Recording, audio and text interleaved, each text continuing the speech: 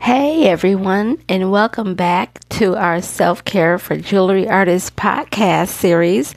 Oh, if this is your first time, welcome. We have loads of fun here. If this is a continuation for you, welcome back, sis, bro. Oh, we got so much to talk about today. Excuse me. I'm all choked up. I'm so excited to be with y'all. I want to make a quick reminder that if you have not grabbed your companion journal for this podcast series, you definitely want to do that because we dive in deeper than we do in between these words that you're listening to. Okay. Bars. If you don't know what bars is, go back to episode. I forgot what it was. 10? I don't know. I might have made up a number. Anyway. Yes, the link will be in the description. But today, hey friend, we are talking about the practice about connecting. Ooh, what does that mean? I'm not talking about a wire wrapped beaded connector. I'm talking about people, humans. Let's go. If you can, invite a friend to rap with you, either in person or on the screen. Okay? Here's the thing. When you do that, just remember, you don't need to teach or impress. You just create side by side. I'm going to pause here for a moment because I want to tell you.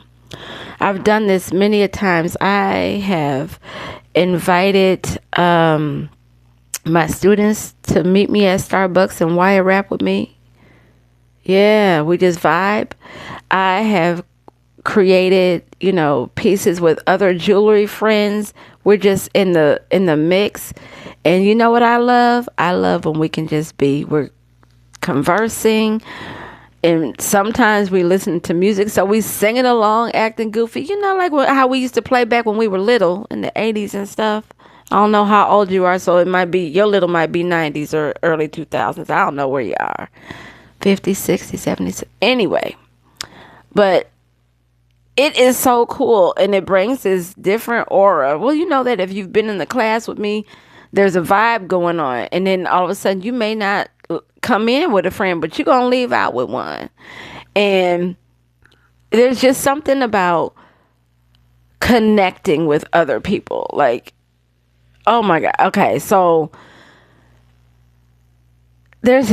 when you're rapping together, right? I want you to know how the energy shifts. And I talk about this when I teach in my real life classes. Like here's I'm going to give you the breakdown real quick before we really dive into this. When I get first time students in person, I watch their body language. Some come in, you can see the tension on their body, like it slapped you high five when it said hello, right? And then I say, well, we're going to learn this and you're going to practice this. And whatever you do, this is the foundation for the whole thing you'll be doing tonight. So you're going to chill. And some people say, no, I'm not. Yeah, da, da, da, da.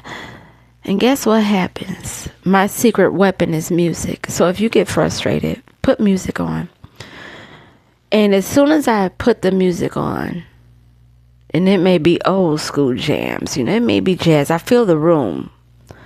And I put the music on. Those same people who were choking the shit out the wire, talking about they can't do it and all this jazz, they relax. They start talking to their neighbors. They get in that stance where, when you're really involved and you know that you know what you're doing. And so like it could be knitting and crocheting, how they be so involved or doing a puzzle. You in it to win it because you relax.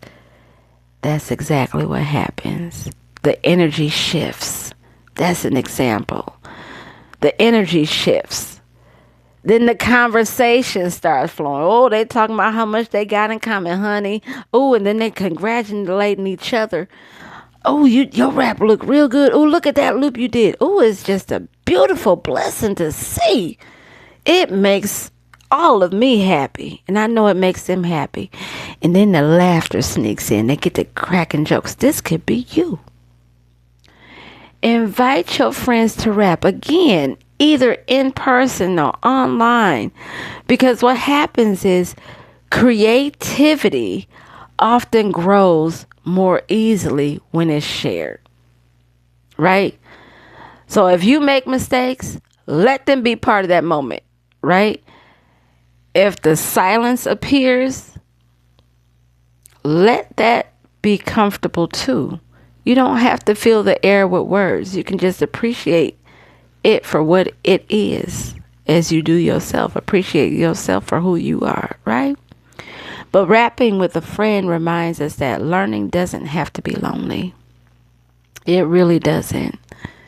And if you're rapping solo today, imagine someone is beside you. It could be your higher self, your inner child, or, hey, I don't know who you want beside you, but make it happen. Okay? Because another maker, artist, creator, working quietly is offering silent encouragement. Their presence is just saying, we deserve to be here. We deserve to be in each other's space. Thank you for sharing your space, your aura with me. And then that makes you part of a larger creative community, even when you can't see it. So even we have not seen each other in person. Many of us have, many of us have not. We are still part of a larger creative community because we love and support one another. I've never met you, or maybe I have, but I encourage you. I love on you. I know you can do it. I know things about you that you haven't seen about you yet. The same is you may see something in someone else that they haven't seen in themselves yet. Right? Community. So let that knowledge keep you company as you work today. And I thank you for joining me for this podcast episode. I hope it helps. And I cannot wait to hear in the comments or read in the comments. Do you have plans on working with somebody? You know, are you going to make a play date? Okay, I want to know because I'm nosy. I'm sure we all are. So, yeah, I've had my play date. I'm going to have another play date on the 19th with my friend from college. She called me yesterday, and we're going to totally go to this beautiful, she said, I haven't been there, but it's a beautiful tea spot. And she said, it's so much more than tea. Oh, I can't wait to take you there. And we're like